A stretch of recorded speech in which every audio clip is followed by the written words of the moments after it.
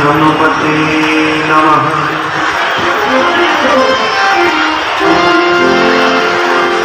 ओम नमः परमहंसा स्वादित चरण कमल चिन्मकरंदाय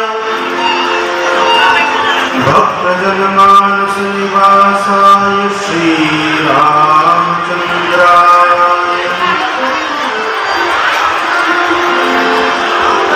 कल्याणानां धानं कलिमलमदनं पावनं पावनानां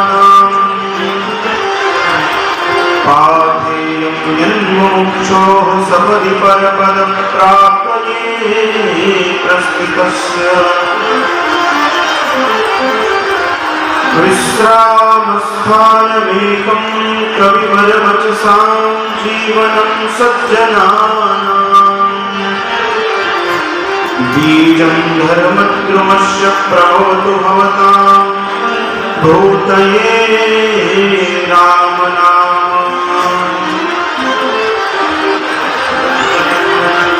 नीलाम्बुजश्यामलकोमलाङ्गं समारोपितवामभागं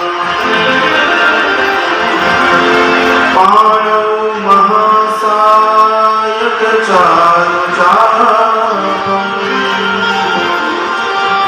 नमामि रामं रघुवंशनाथं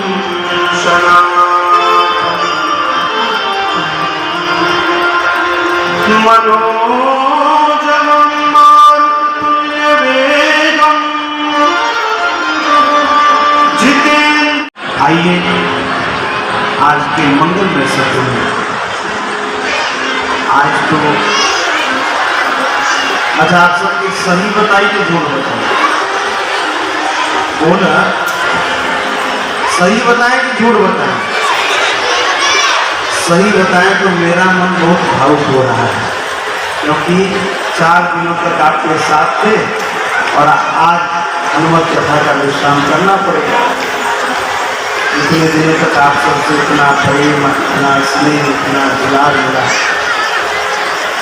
लेकिन अब आज हनुमत कथा का पंचम सत्र है, विश्राम सत्र है। आज की चर्चा हम आरंभ करें उसके पूर्व एक बार प्रेम के साथ, भाव के साथ, समर्पण के साथ, श्रद्धा के साथ, अपनी भक्ति के साथ, पूरी तन्मयता के साथ आइए हनुमान जी महाराज को हम सब मनाते हैं, गाते हैं। सीताराम हनुमान सीताराम हनुमान सीताराम हनुमान सीताराम हनुमान सीताराम हनुमान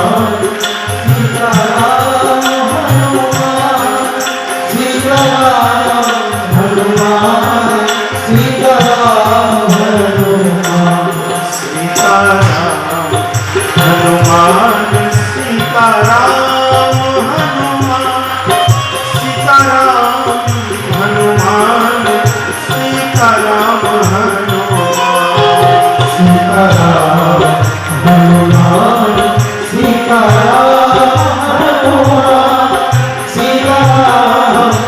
हनुमान सीताराम हनुमान सीताराम हनुमान सीताराम हनुमान सीताराम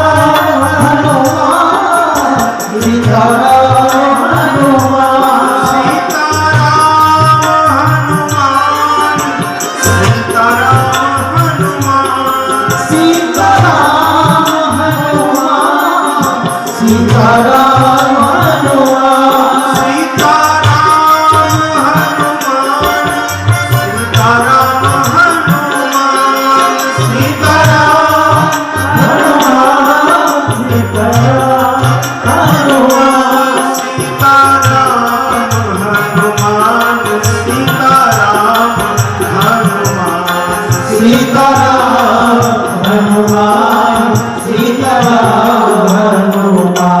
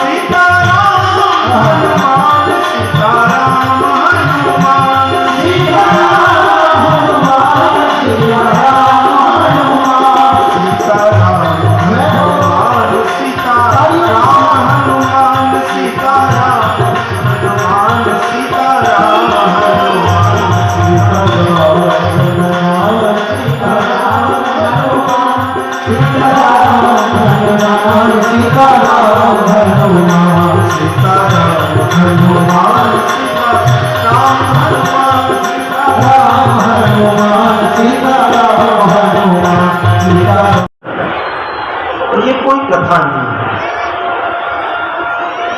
अपने आप में एक संवाद है, एक चर्चा है, हनुमान चरित्र की चर्चा है।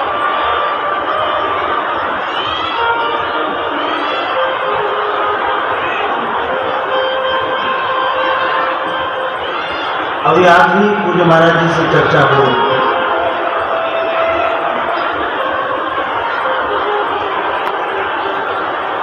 हनुमान जी महाराज हमारी श्री रामानंदी परंपरा में हमारी जो आद्य आचार्य मां जानकी जी जिनसे ये परंपरा चली, श्री राम मंत्र का पहला साक्षात्कार यदि किसी को हुआ था तो वह श्री जानकी जी को हुआ था।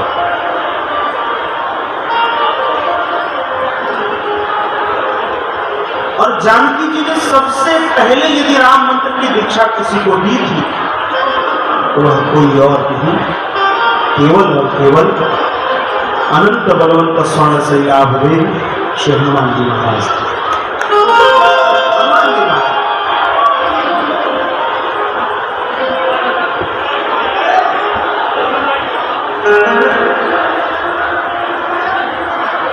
हनुमान जी महाराज आज हम देखें, आज यदि देखें हनुमान जी के लिए बड़ा अद्भुत सवैया मुझे मिला। शीस पे अहीस ने तो जगदीश धारी धर, शीस पे अहीस ने तो जगदीश धारी धर, कर पे भूधर धर उड़े आसमान हो, सेवक संदेशक हो राम के महान, किंतु कष्ट वक्त भक्त का भी करते कल्याण हो। कैसे हनुमान की अर्चना आराधना के अनोखे हो देव तुम,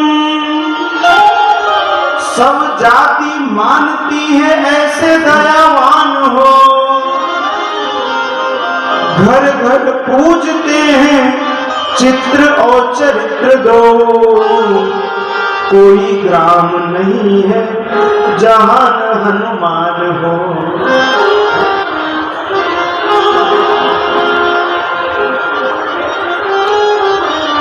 मैंने पहले दिन एक बात कही थी, ऐसे तो बहुत लोग होते हैं जिनके चित्र की पूजा होती है, लेकिन प्रहलाद महाराज बैठे बड़े रस के साथ कथा को सुनते हैं, बड़ा खूब एकाग्र होकर बिल्कुल एक अन्वेष नयनों से देखते हुए कथा सुनते हैं। बड़ा कार्य कराया, ब्रह्म सूत्र पर इन्होंने अद्भुत व्याख्या लिखी। पुलिस सेवा में रहते हुए जहां सोने का ठिकाना नहीं, जगने का ठिकाना नहीं, खाने का ठिकाना नहीं, वहां पर ब्रह्मसूत्र जैसे अद्भुत ग्रंथ पर इन्होंने बहुत अच्छी व्याख्या की। विनीत भैया, इस ब्रह्मसूत्र से हमें ज्ञान प्राप्त होगा, ज्ञान से केवल और केवल भगवान के स्वरूप को जाना जा सकता है। सहस्र शीर्षा पुरुष सहस्राक्षर, भगवान के स्वरूप का ज्ञान होगा केवल। भगवान प्राप्त नहीं होंगे, भगवान को पाना है तो केवल और केवल प्रेम से पाया जा सकता है। प्रेम से। शिव जी कहते हैं ना, दर्शन कर सका। इतने संतों के दर्शन करने के लिए ना जाने कितना भटकना पड़ता। आज देखिए बद्रीनाथ से महाराज जी यहाँ पधार गए हैं, तो ये पहली भक्ति तो हमारी हो गई।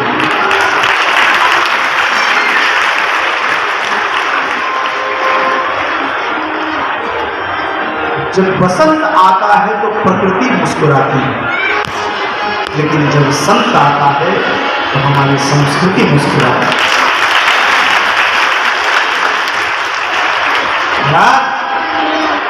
और दूसरी रतिमम कथा प्रसंगा, भगवान के दिव्य कथा में हम सबका प्रेम हो गया है, ये भी अपने आप में भक्ति हो गई। दो भक्ति का हम कर लिए। और देखो हमारे बड़े प्रिय गुरु भाई परम पूज्य श्री धनंजय दास जी महाराज ने हमारे बीच उपस्थित हो गए हैं। संतों ने बड़ा अद्भुत दोहा कहा कि प्याहन की ढेर सपने हो, पति दर्शन नहीं की, लेकिन सबरी पुत्रवती भई, प्रभु गोदी भर दीन।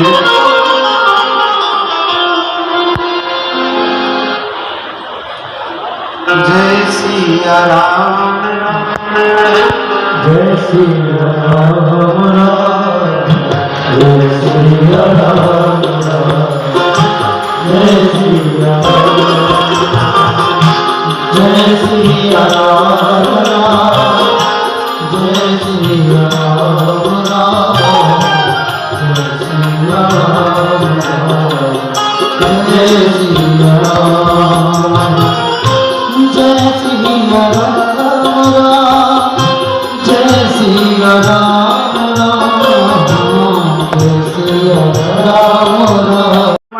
गुरु बना हो तो बहुत अच्छा, लेकिन मेरे साथ एक धर्म संकट है। हनुमान जी ने कहा क्या? तो कहा आपके पास जो पूंछ है ना, ये पूंछ ठीक नहीं है, पूंछ नहीं होती तो गुरु बना लेते। हनुमान जी ने कहा रावण तुम्हारे सामने तो एक धर्म संकट है, मेरे सामने तो कई धर्म संकट है। रावण ने कहा आपके सामने क्या धर्म संकट है? हनुमान जी ने कहा कान भिक्षा उसको दी जाती जिसके पास 2 कान हो, अब तुम्हारे पास तो 10 सिर है, 10 सिर में 20 कान। अब मैं सोच रहा हूँ कि कौन से वाले कान में भिक्षा दूं, कौन सा कान फूकूं। लेकिन चलो तुम कान नहीं फूक रहे हो, मैंने सोचा था या तो कान फूकूंगा या मकान फूकूंगा। अब कान नहीं फूक रहा है तो मकान ही फूक देता हूं। अब महाराज जाओ इसकी पूछाक लगाओ इसमें। अब पूरे लंका के वस्त्रों को ले आए, तेल को ले आए, पूरे लंकावासी नंगे होकर घूम रहे हैं। आग लगाई गई। हनुमान जी महाराज छोटे से बन गए, एक एक स्थान को जाकर भस्मीभूत करने लगे। केवल विभीषण का घर छोड़ा। और उसी समय पवन देव भी आ गए कि बेटा इतना बड़ा कार्य कर रहा है तो चलो सहायता कर दे। कि हरि प्रेरित ही अवसर चले मरुत अट्टहास करि गया अपने उलटी पलटी लंका सर्जाई। अरे लंका को थोड़ी उल्टा पलटा, शनिदेव को लाकर रावण ने उल्टा टांग रखा था, उन शनिदेव को हनुमान जी ने सीधा कर दिया। उलटी पलटी, उल्टे हुए को पलट दिया। मैंने पहले भी कहा था, तब शनिदेव ने हनुमान जी को कह दिया, हे हनुमान जी, शनिवार के दिन जो भी भगत आपके विग्रह पर आकर चमेली के तेल के साथ सिंदूर का चोला चढ़ाएगा, उसके ऊपर कभी भी शनि की वक्र दृष्टि नहीं पड़ेगी, सारे साथी नहीं करेंगे। अब महाराज हनुमान जी महाराज जानकी जी के पास गए, चूड़ामणि लेकर आए और आते आते भी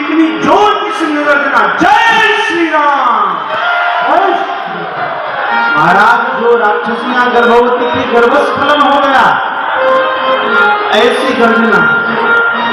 अब महाराज आए हनुमान जी महाराज, सागर पार आए, वानरों में इतनी प्रसन्नता, कोई हनुमान जी महाराज की पूंछ चूम रहा है, कोई चरण चूम रहा है, कोई चरणों की धूली अपने मस्तक पर रख रहा है, कोई पूंछ को लेकर अपने मस्तक पर धर रहा है। अद्भुत छाती, सबके मन में प्रसन्नता।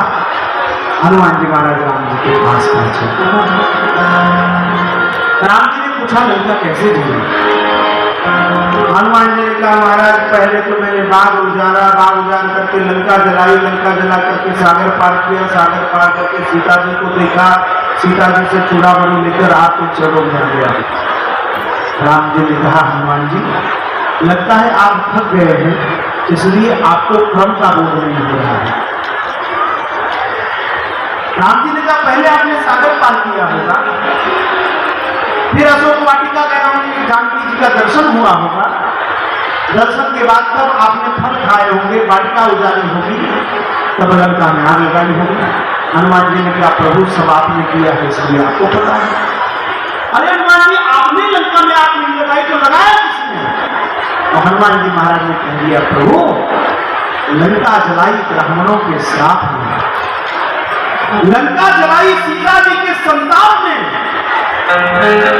लंका जलाई रावण के पाप में, और किसी ने नहीं, लंका जलाई मेरे बाप ने।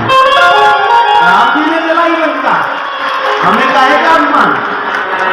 अब महाराज इधर भगवान ने कह दिया चलो शीघ्रता के साथ अध्यक्ष संजय श्रीमाली जी और बसंत श्रीमाली जी, अजय यादव जी, आप सबका बहुत सहयोग रहा और मैं धन्यवाद देना चाहता हूं अपने इन सभी माताओं को, सभी भक्तों को जो इतनी भारी संख्या में आकर इतनी देर तक हनुमान जी के चरित्र को प्रेम के साथ सुन रहे थे। आप सबके जीवन में राम भक्ति आए, आप सबके जीवन में हनुमान जी की भक्ति आए, यही प्रार्थना करते हुए हमारे बीच पूज्य धनंजय दास जी महाराज, इनकी वाणी को भी थोड़ी देर सुनना है, मैं अपनी वाणी को विराम दूं। उसके पूर्व हमारे आशीष मिश्र जी, भोले जी, ग्राम परसानी यहाँ शायद बैठे भी हैं। हाँ आशीष भैया बैठे तो हैं, आज मिले थे हमें। आप भी यहाँ जौनपुर में कथा के इच्छुक हैं, आपको भी मार्च अप्रैल में कथा की डेट देंगे और अद्भुत आनंद होगा। अब तो जौनपुर को पूरा राममय बनाना है, हनुमान जी की भक्ति एक एक घर में हो। जब तक यहाँ के एक एक घर में हनुमान जी नहीं विराजते तब तक अब जौनपुर को नहीं छोड़ना है। एक एक घर में राम जी का ध्वज लगना चाहिए, भगवा ध्वज लगना चाहिए। और एक विशेष सूचना आप सभी से, आने वाले 14 से 22 जनवरी श्री अयोध्या जी में पूज्यपाद सद्गुरुदेव भगवान का 75वां जन्मोत्सव अमृत महोत्सव दिव्यता भव्यता के साथ मनाया जा रहा है। कितनी बड़भागी है ये धरा जहां पर इतने बड़े विद्वान ने, इतने बड़े महापुरुष ने जन्म लिया है। तो उनका 75वां जन्मोत्सव जब मनाया जा रहा है, पूरी देश दुनिया सम्मिलित हो रही है, तो जौनपुर वालों पीछे ना रह जाना, आप भी बढ़ चढ़ कर हिस्सा लीजिए, उपस्थित होइए और यज्ञ में यजमान बनिए। आइए अपनी वाणी को विराम दूं, उसके पूर्व एक बार सब लोग मिलकर भाव के साथ सीता राम हनुमान, सीता राम हनुमान, सीता राम हनुमान, सीता राम हनुमान, सीता राम